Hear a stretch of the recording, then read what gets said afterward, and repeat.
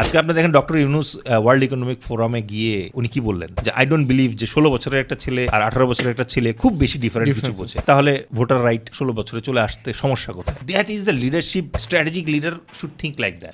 আপনি যখন বলবেন যে আমি বাংলাদেশে আর্মির জন্য, নেভির জন্য, এয়ারফোর্সের জন্য আমি home grown drone facilities develop করতে চাই, 1 বছর ফেল করবে, 2 বছর ফেল করবে, অ্যানাউন্স করা দরকার। Exactly.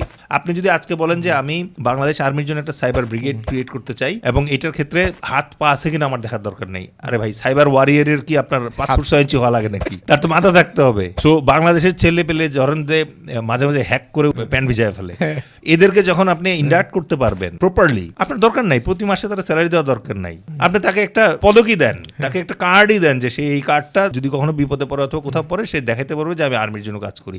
Let him work for Bangladesh army. তাইলে দেখবেন যে আপনি সাইবার ওয়ারফেয়ারের পুরো বল গেম চেঞ্জ হয়ে যাবে। আপনি এই জায়গায় এখন মনে করেন যে আমাদের 7 কোটি না তো, আমাদের